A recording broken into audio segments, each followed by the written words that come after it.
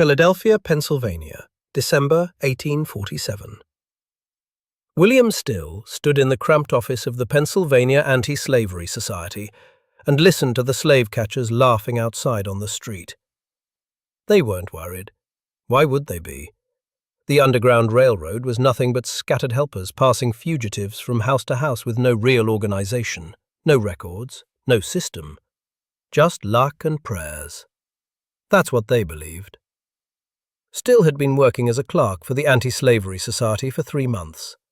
He was 28 years old, born free in New Jersey, and he understood something the slave catchers didn't.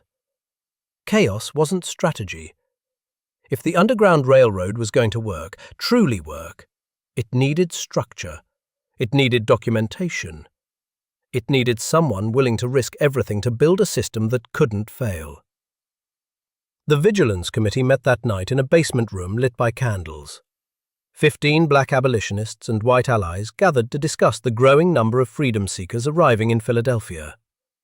The city sat at a critical junction, close enough to the south that people could reach it, far enough north that Canada seemed possible. But the 1850 Fugitive Slave Act was coming, and slave catchers were getting bolder. They'd storm into black neighborhoods, drag people back to bondage, and collect their bounties without consequence. The committee needed a chairman, someone organized, someone fearless, someone willing to keep records even though those records could get him hanged. They chose William Still. Still accepted, knowing exactly what he was agreeing to. Over the next 18 years, he would personally assist more than 800 people to freedom.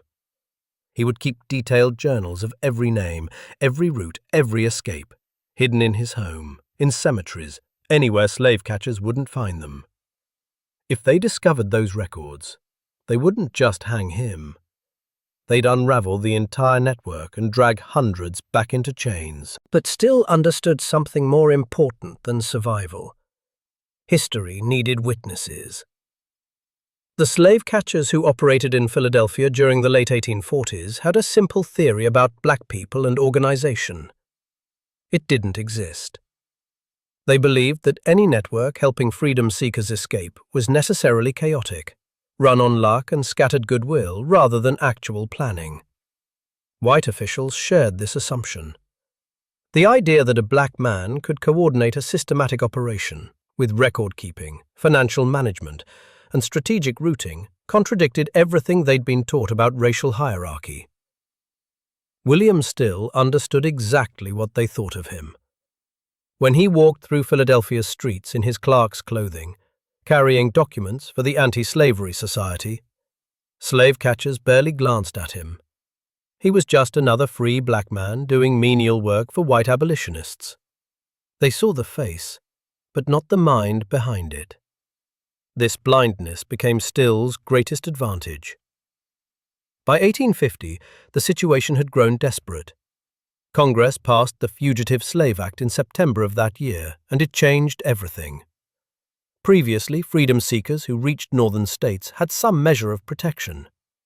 Now, federal law required northerners to assist in capturing and returning anyone accused of being a fugitive. Slave catchers could operate openly in Philadelphia, backed by federal marshals and courts. They'd storm into black neighborhoods, seize people, sometimes free citizens who'd never been enslaved, and drag them south to collect bounties. Proof wasn't required. Testimony from the accused didn't matter. The law was designed to make kidnapping legal. Philadelphia's black community needed protection, and they needed it immediately. The Vigilance Committee, which had operated sporadically during the 1840s under Robert Purvis's leadership, was revived in December 1852 with new urgency. Purvis would lead the General Committee of 19 members, but the day-to-day operations, the acting committee that would actually coordinate rescues and provide direct assistance, needed someone younger, someone tireless, someone the authorities wouldn't take seriously until it was too late. They chose William Still as chairman of the acting committee. Still was 31 years old. He'd been working at the Pennsylvania Anti-Slavery Society office for 5 years, and he'd already proven himself capable of handling complex logistics. But more importantly, he'd proven himself willing to take risks that would terrify most people. In 1849, he'd been present when Henry Box Brown arrived at the office, a man who'd mailed himself north in a wooden crate, 27 hours in a 3-foot box with nothing but a container of water and a few biscuits. Still had helped pry open that crate and watched a human being unfold himself from what should have been a coffin. He understood the level of courage freedom seekers possessed, and he understood the level of organization required to help them survive. Slave catchers saw the Underground Railroad as amateur hour, a few scattered safe houses, some sympathetic Quakers, maybe a conductor or two sneaking people north under cover of darkness. No real structure, no financial tracking, no strategic planning. Just desperate people running and hoping for the best. Still intended to prove them catastrophically wrong. He began building something the slave catchers couldn't imagine. A data-driven network with systematic procedures. When someone arrived at the Anti-Slavery Society office seeking help, Still didn't just arrange their next destination and send them on their way. He interviewed them. He recorded their names, ages, places of origin, and the circumstances of their escape. He documented who they were fleeing from, which routes they'd taken, and which methods had worked. He tracked every dollar the committee spent, on train tickets, on clothing, on bribes to officials who could be bought. He maintained correspondence with agents in other cities, coordinating arrivals and departures like a railroad superintendent managing train schedules. And he kept all of this written down in detailed journals that he hid in his home. The slave catchers thought the Underground Railroad had no memory, no institutional knowledge. Every escape was random, every helper working in isolation. Still was building an archive that would eventually document more than 800 journeys to freedom, with names and stories preserved so that families separated by bondage could someday find each other again. He was creating the evidence that would prove, beyond any doubt, that Black Americans possessed not just the courage to resist enslavement, but the organizational genius to dismantle it systematically. The authorities didn't see it coming because they couldn't imagine it was possible. By the time they realized what Still had built, hundreds of people would already be free, and the records that could have destroyed the network would be hidden so well that even a raid on Still's home wouldn't uncover them. Still worked in plain sight, and no one stopped him because they were too busy underestimating what he was capable of achieving. William Still's office at the Pennsylvania Anti-Slavery Society became the most dangerous archive in Philadelphia. By 1853, he'd developed a system that would have gotten him executed if authorities had understood what he was building. Every person who arrived seeking help received the same treatment: shelter, clothing, money for the next leg of their journey, and an interview that Still recorded in meticulous detail. The interviews weren't casual conversations. Still asked specific questions and wrote down the answers in journals he kept hidden. What was your name before you escaped? Where did you come from? Who held you in bondage? How did you reach Philadelphia? Which routes worked? Which conductors helped you? Do you have family still in the South? He documented everything because he understood something that would prove prophetic. These stories needed to survive. Families torn apart by bondage would need these records to find each other again. Historians would need proof that the Underground Railroad wasn't myth, but organized resistance. The names of the brave needed to be preserved so their descendants would know what their ancestors had achieved. But keeping these records meant carrying evidence that could destroy the entire network.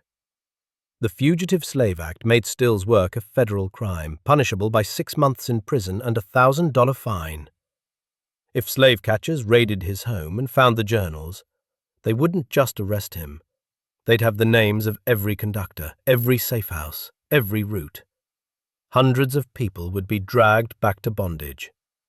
Everyone who trusted Still would be betrayed by the very records meant to honor them. Still hid the journals in his house on Ronaldson Street. When that seemed too risky, he buried them. When burial seemed insufficient, He moved them to Lebanon Cemetery, concealing them among the graves where slave catchers wouldn't think to search. He rotated hiding places, never keeping the journals in one location long enough for patterns to emerge. The scale of the operation grew faster than anyone anticipated. In 1852 alone, Still assisted nearly 100 people through Philadelphia. By 1855, the number had increased to more than 150 in a single year. Each person required coordination with agents in other cities. Someone had to meet arrivals at the docks when they came by ship from Virginia or Maryland. Someone had to arrange train tickets north to New York or Canada. Someone had to provide disguises when necessary.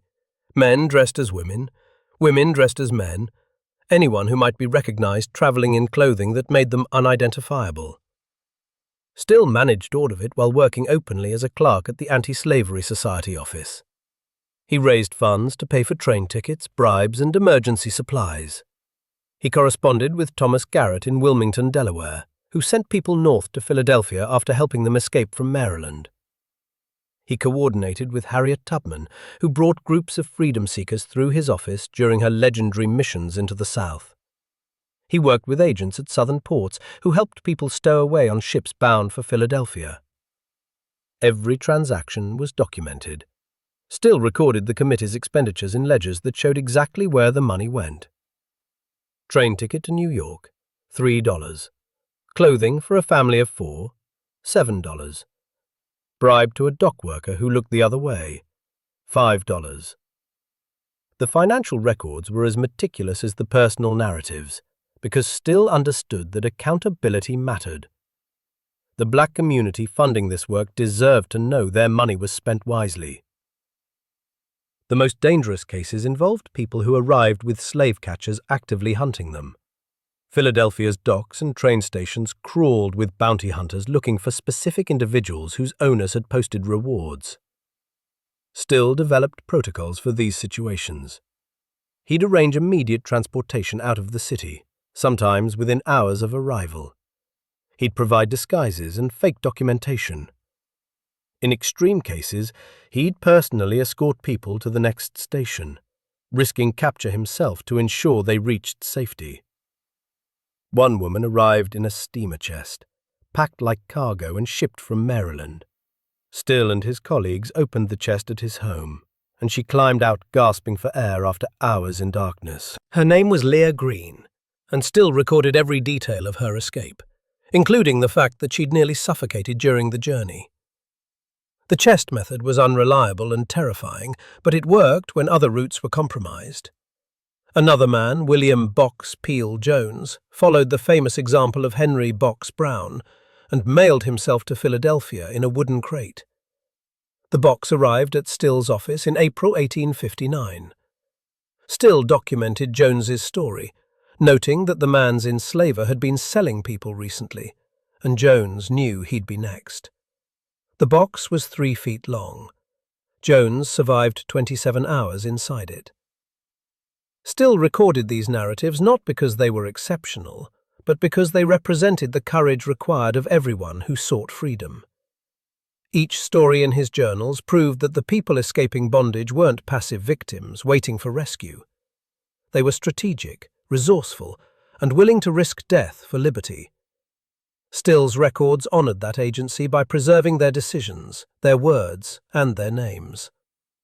By 1857, Still had assisted more than 400 people through Philadelphia, and his journals contained detailed accounts of each journey.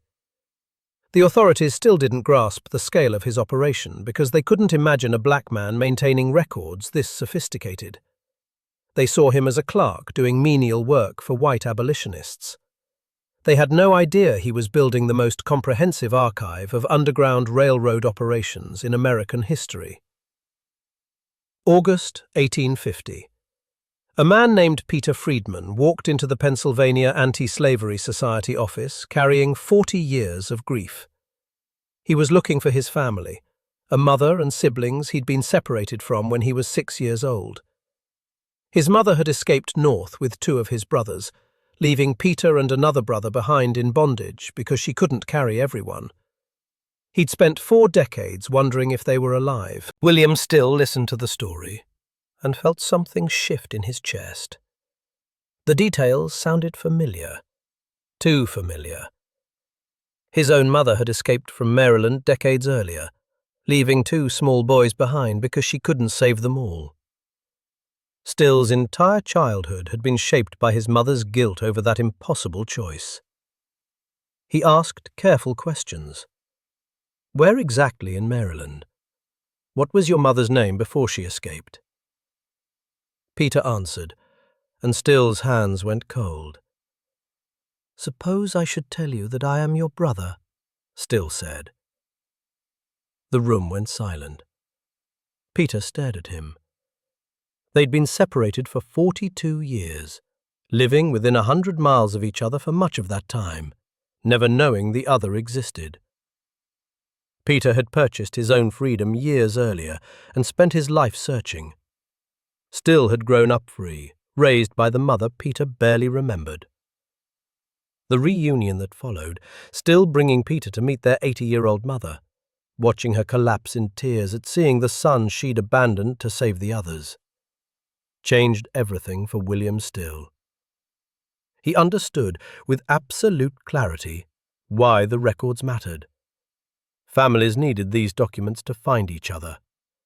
The names couldn't be lost, even if keeping the journals meant risking his life, even if discovery meant execution. The work had to continue. Still intensified his documentation efforts.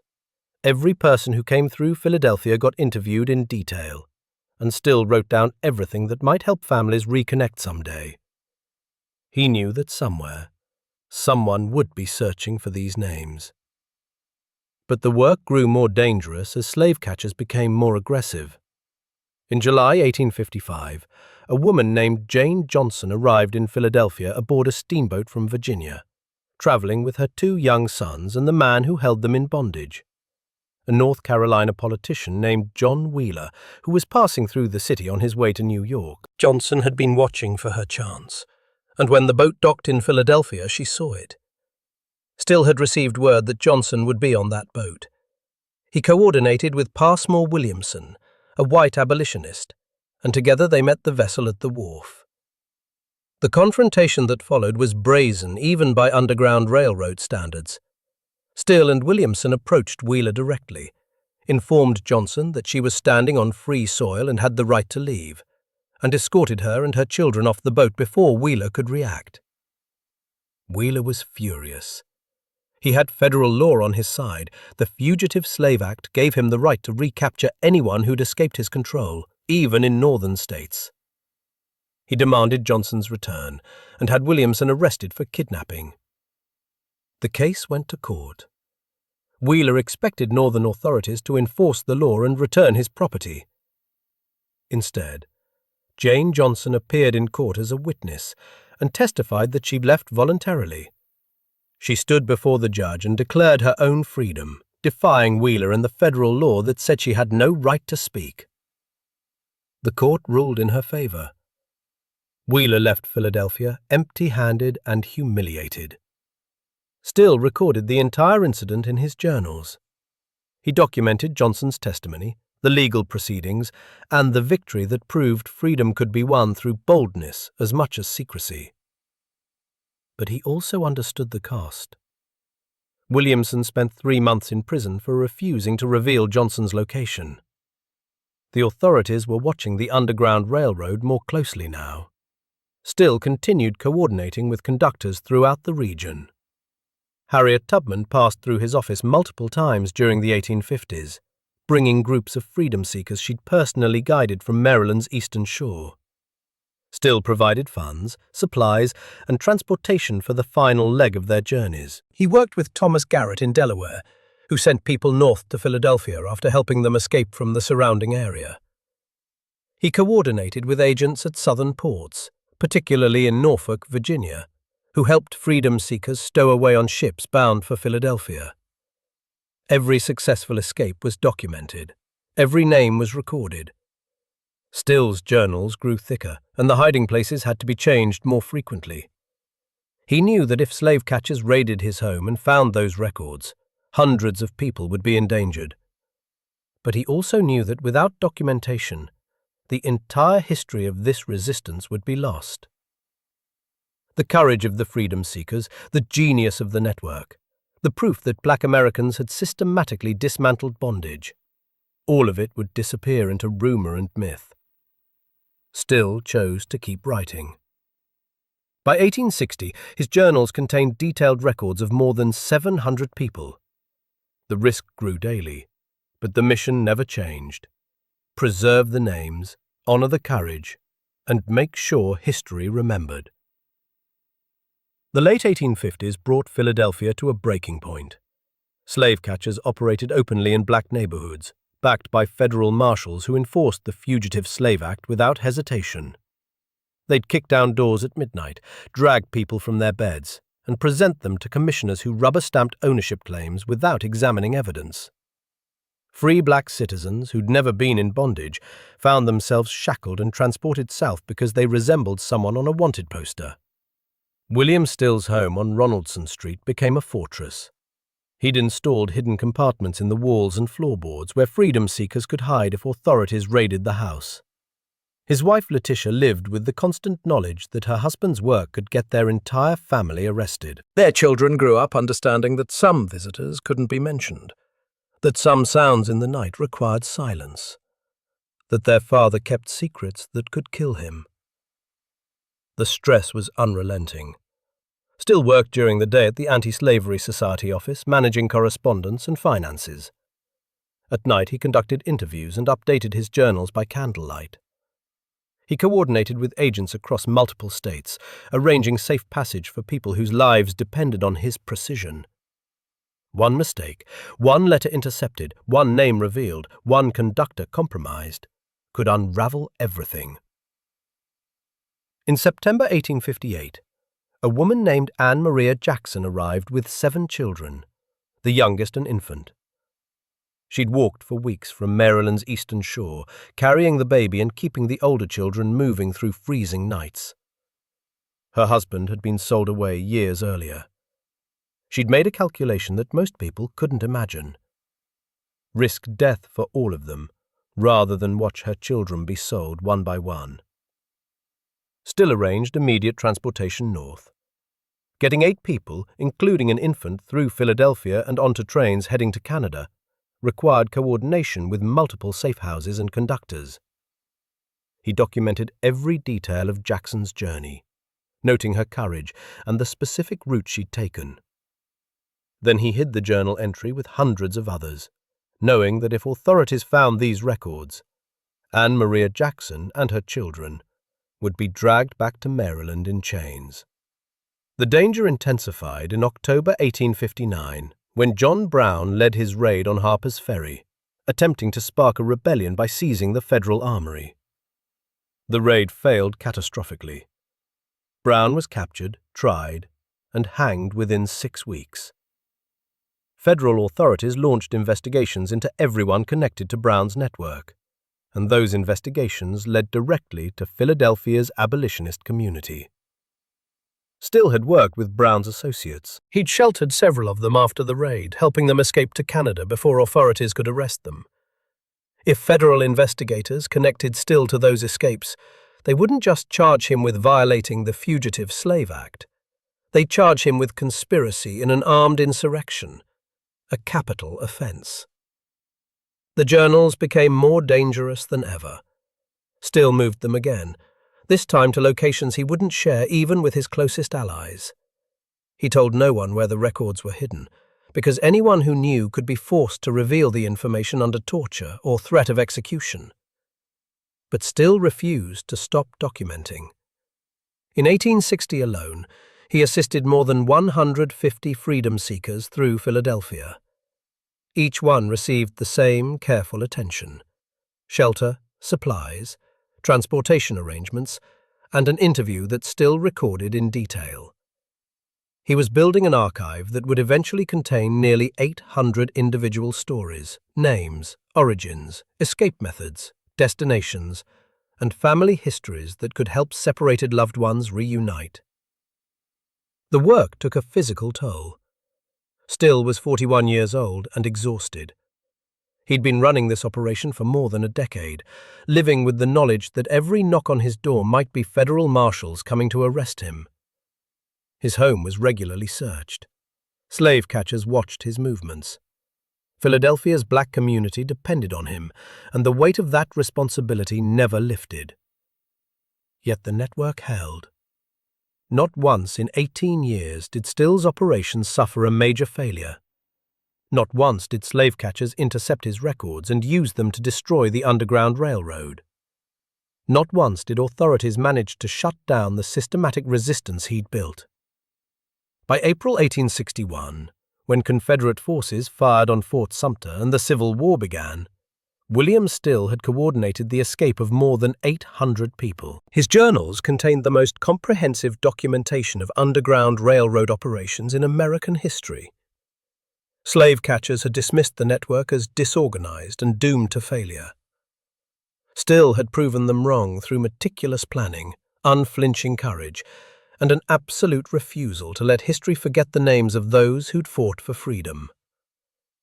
The war would change everything, but the records, hidden in locations known only to Still, would survive to tell the story that authorities had tried to erase. April 1865. The Civil War ended with Confederate surrender at Appomattox, and William Still finally allowed himself to breathe. For 18 years he'd lived with the constant threat of arrest, knowing that federal marshals could raid his home at any moment and discover the journals that documented everything. The Fugitive Slave Act was no longer enforceable. The 13th Amendment would abolish bondage permanently by December. The records he'd risked his life protecting were finally safe. Still was 46 years old and exhausted. He'd spent nearly 2 decades coordinating escapes, hiding fugitives in his home, managing finances for the Vigilance Committee, and documenting every detail in journals he'd buried in cemeteries and hidden in walls. The work had consumed his life. His wife Letitia had raised their children while living under the constant fear that her husband would be arrested and executed. The stress had aged him beyond his years. But the mission wasn't finished. Still understood that the real work was just beginning. The journals contained approximately 800 detailed accounts of freedom seekers, their names, their origins, their escape routes, and their destinations. This information could reunite families that had been torn apart for decades. Children who'd been separated from parents during escape attempts could use these records to find each other. Siblings scattered across different states could learn whether their loved ones had survived. Still began the painstaking process of organizing his records for publication. He retrieved journals from their hiding places, some buried in Lebanon Cemetery, others concealed in his home's walls and floorboards. He transcribed interviews he'd conducted by candlelight in the 1850s. He compiled financial records, showing exactly how the Vigilance Committee had spent funds donated by Philadelphia's black community and white abolitionists. He gathered letters from freedom seekers who'd written back after reaching Canada, describing their new lives in safety. The project took 7 years. Still worked on the manuscript while running his coal business and managing real estate investments he'd acquired during the war. He knew the book would be controversial. Publishing the names and methods of the Underground Railroad would expose how the network had operated, revealing techniques that some people believed should remain secret. But Still argued that history demanded documentation. Without these records, future generations would never know the truth about how bondage had been systematically dismantled by organized black resistance. In 1872, Still published The Underground Railroad Records, a record of facts, authentic narratives, letters, etc. The book was massive, 780 pages containing detailed accounts of escapes, biographical sketches of conductors like Harriet Tubman and Thomas Garrett, financial records showing the committee's expenditures, and Still's own observations about the courage required of everyone involved in the network. The book's impact was immediate and profound. Families used it to reconnect with loved ones they'd lost decades earlier. Historians recognized it as the definitive account of Underground Railroad operations, the only comprehensive documentation of how the network actually functioned. The Pennsylvania Anti-Slavery Society sold copies throughout the northern states, and demand was so strong that Still published second and third editions. Critics who dismissed the Underground Railroad as disorganized chaos were proven spectacularly wrong. Still's records demonstrated systematic coordination across multiple states, sophisticated financial management, and strategic planning that had enabled hundreds of successful escapes with virtually zero major failures. The book revealed that Black Americans hadn't just resisted bondage. They'd built an organization sophisticated enough to defeat federal law and the entire apparatus of slave catchers backed by government power. In 1876, Still's book was displayed at the Philadelphia Centennial Exhibition, where it received international attention.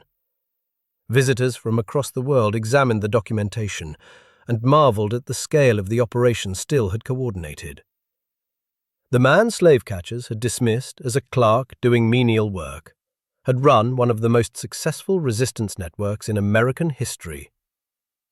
Still continued his work as a civil rights activist and businessman for the rest of his life. He fought against segregation in Philadelphia's streetcars and won, forcing the city to integrate public transportation. He purchased real estate that he rented to black families at fair rates. He donated money to establish schools and orphanages for black children. He served as vice president and later president of the Pennsylvania Anti-Slavery Society until 1901.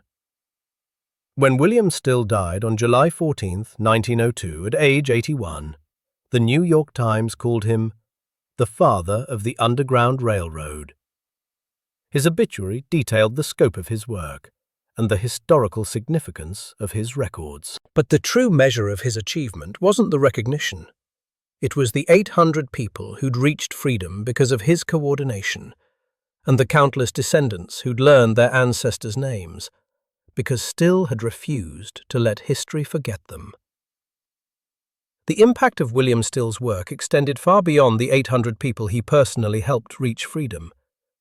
His 1872 book became something unprecedented in American history, the first comprehensive documentation of organized black resistance to bondage, written by a black man who'd coordinated the resistance himself.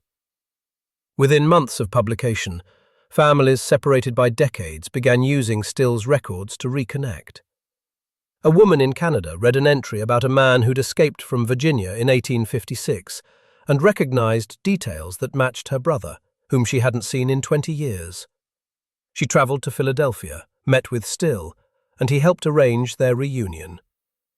Similar stories played out across the northern states and Canada as descendants of freedom seekers discovered their ancestors' names preserved in Still's meticulous documentation. The book also demolished racist narratives about black organizational capability.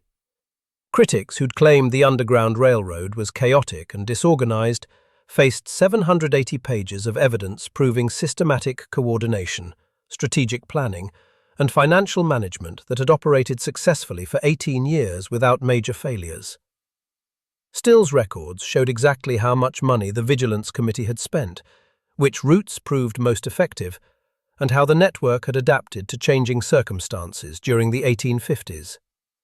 Historians recognized the book's significance immediately. It became the definitive source for Underground Railroad research, the only comprehensive account written by someone who'd actually run a major station. White abolitionists like Thomas Garrett and Harriet Tubman received their due recognition in Still's pages, but the book centered the courage of the freedom seekers themselves. Still portrayed them not as passive victims waiting for rescue, but as strategic actors who'd made calculated decisions to risk death for liberty. Still continued his activism for the rest of his life. He challenged streetcar segregation in Philadelphia and won, forcing the city to integrate public transportation in the 1860s. He fought for voting rights for black men, which Pennsylvania had stripped away in 1838. He used profits from his successful coal business to support orphanages and schools for black children. He remained vice president of the Pennsylvania Anti-Slavery Society until 1901, advocating for civil rights even after the formal abolition of bondage. When Still died on July 14, 1902, at age 81, the New York Times published an obituary calling him the father of the Underground Railroad. Philadelphia's black community mourned the loss of a man who devoted his entire adult life to freedom and justice. But his legacy was just beginning. In 1997, 95 years after Still's death, the United States Congress passed legislation establishing the National Underground Railroad Network to Freedom program. The law specifically affirmed William Still's national importance as a leading Underground Railroad agent. The National Park Service began identifying and preserving Underground Railroad sites, using Still's records as the primary historical source. Researchers from around the world traveled to Philadelphia to examine Still's papers and correspondence at the Charles L. Blockson Afro-American Collection. Modern scholars continue discovering new insights in Still's data. His records reveal patterns about which escape routes proved most successful, which months saw the highest number of arrivals in Philadelphia, and how freedom seekers adapted their strategies as slave catchers became more aggressive. The information Still risked his life protecting has become invaluable for understanding how systematic black resistance dismantled bondage from within. The slave catchers who'd mocked the Underground Railroad as disorganized chaos were proven catastrophically wrong. William Still had built a data-driven network that coordinated hundreds of escapes with precision that would impress modern logistics operations. He'd kept records that authorities never discovered, despite searching his home multiple times. He'd preserved names that would have been lost to history, allowing descendants to claim their ancestors' courage. Still's book remains in print more than 150 years after publication. His story has inspired biographies, academic studies, and recognition as one of the most significant civil rights leaders in American history. The man who worked in plain sight while authorities underestimated him had accomplished something they'd believed impossible. He documented the systematic destruction of bondage by the very people it sought to dehumanize. History remembered, exactly as Still intended.